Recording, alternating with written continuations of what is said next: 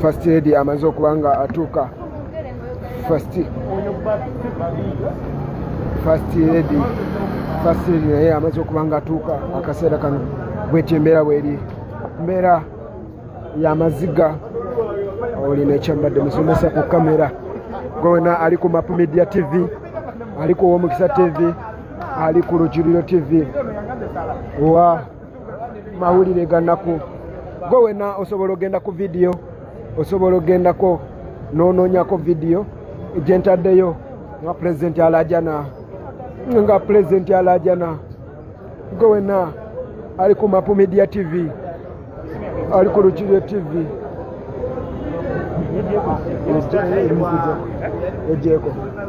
Gwe ali ku Lujjuliro TV, ali ku Map Media TV. Gwe wena akaseera kano ali ku Lujjuliro, ali ku Omukisa TV, ali ku Map Media TV. Embeera tewoomya nakabululu. Nze amaziga gampitamu buli kadde. Waliwo DPC eyali eweka DPC omu eyali eweka Wempe bamuyita Ahebwa y'omu abadde bakomanda era nga amenya gatandise okubanga vaayo babadde bakomanda bangi. Tugenda kuba tubalaga buli kimu ekigenda maaso bangi bakomanda tugenda kuba tubabalaga mu video ez'enjawulo nga bwetyo embeera weeri. Gwe mugana wange ali ku Lujjuliro TV, ali ku Map Media TV. Bwetyo embeera bweri. President yeetaaga ssaala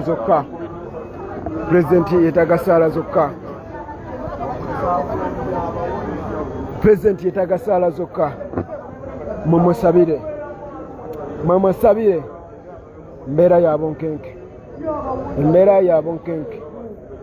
Tuli wano Nsambya ku ddwaliro nga President yakubiddwa essasi ku ggulu. Embeera ya bonkenke nga bwe ndi mu kulaga ali mu emergency unit akaseera kano. Mbeera ya gwe wenna Munnayuganda ali eyo, ali ebweru w'eggwanga. Sabira President gwe Munnayuganda ali eyo. Nze byatuweddeko. Gwe ali ku Map Media TV osobola okudduka ku Lujjuliro TV n'ojjayo video gye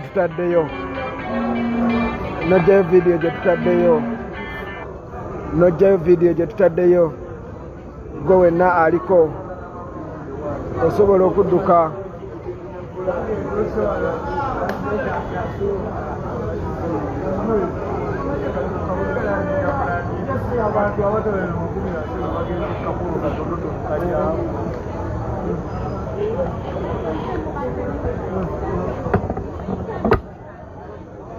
Bwetyo embeera bweri. Yino yange yatevuddeeko. Hello. Sebo. Nze kiro tuli wano Nsambya.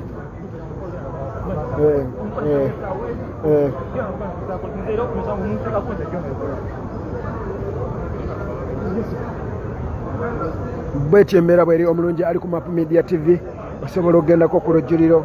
Waliwo video egenzeeyo nga President Alajana. Gwe wenna osobola ogendako ku Lujjuliro TV, ali ku Map Media. Gwe wenna aliko osobola ogendayo. President ng'alajana ng'obulamu abulaba.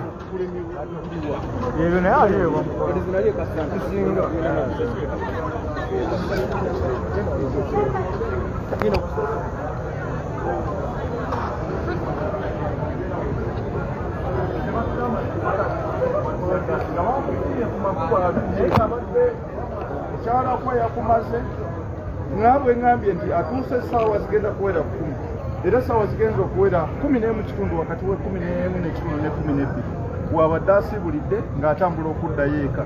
Nga bwe ngambye tutandise okuwulira ebibundu bya tiyagas ne tudduka okusobola okumuddukira nga batukubidde ndi bamukubye essasi mu kugulu. Era amangu ago tusobodde okudduka ne tumutuukako okumuyoolayoola muddusa kalwaliro akokumpi kuba abadde avaamu omusaayi mungi okufuna first aid era oluvannyuma naawe batulumbyewo kalwaliro ne bongera okukuba tiyagaasi oluvannyuma basirikirizaamu mukuba tiyagaasi ne tusobola okumuyolayoola okudduka okumuleeta wano ensambya mu ddwaliro ebyo bye bibaddewo naye nga bibaddewo wakati wa sawa 10 ne sawa 11 n'ekitundu ebyo bye bibaddewo naye nga tewabadde na kintu kyonna kiyinza kuba nti kyetaagisizza okuleeta abasirikale oba okukuba tiyagaasi oba okukola ki naye nga obwedda babadde batukubira amasimu waliwo abagenyi abajjeeyo meeyako wabayise nembaga nze ndi mu ofiisi nkola mirimu ate siyinza kumanya buli mugenyi akyaddemukira naye banaabo bazze tunaabagamba ebyo nno bye bibaddewo tuli nsambya wano mu ddwaliro naye ng'akubiddwa oluvannyuma batuga nti akubiddwa ebbwa lye tulabye ku kugulu akakebe ka tiyagaasi ne kamuyuza empale ne kayokya n'engatto gy'abaddemu naye ng'ebbwadde neera libadde livaamu omusaayi n'omutwe okiddewo bwetyo embeera bweri abamu ababaddewo ko buli muntu alabye kike buli muntu alabye kike gwe kiyinza okutegeezaako akaseera kano nga tuli nsambya ku ddwaliro akaseera kano kamwe omulungi ali ku Mapu Media ali ku Lugire TV bwetyo embeera bweri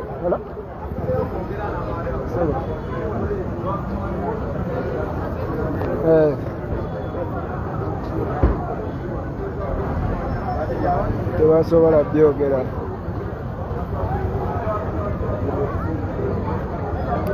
tubadde tuli awo ziti wano kira naye ngenda kukubirako kansooke nve kulayive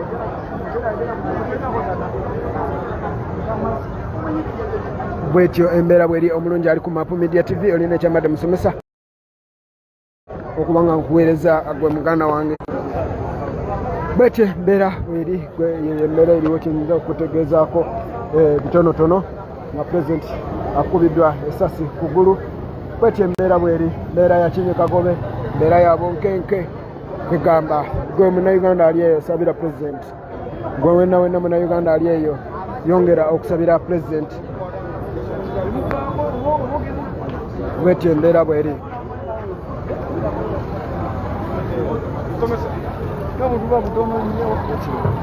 bwetyo embeera bweri bwetyo embeera bweri pulezidenti addusiddwa mu ddwaliro ali mu emergency unit wano ensambya ali wano emergency unit ensambya bwetyo embeera bweri bwetyo embeera bweri akaseera kano bwetyo embeera bweri gwe ali ku Mapu Media TV ali ku Omukisa TV pulezidenti ali munda first lady amaze okuba nga atuuka tubadde tuvaayo nga embeera kuba abadde agenza okukyaliyeko kanso musisi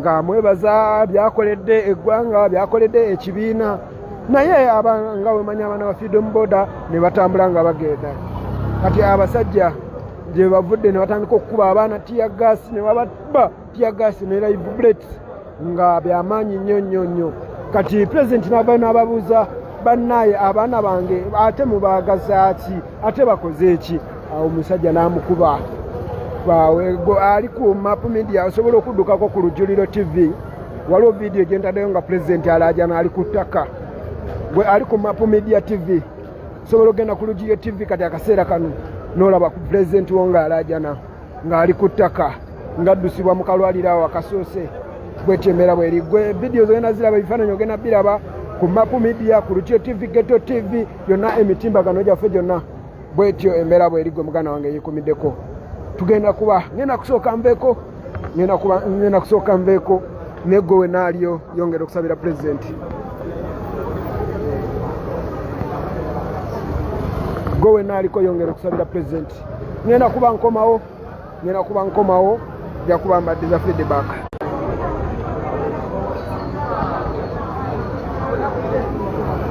bwetyo embeera bweri pulezidenti ali mu emergency unit tuli wano ensambya pulezidenti ali mu emergency unit tuli wano nsambya bwetyo embeera bweri tuli nsambya ku ddwaliro gwe muganda wange aliko akaseera kano ngenda kusooka nveeko nja kuba nkomawo edda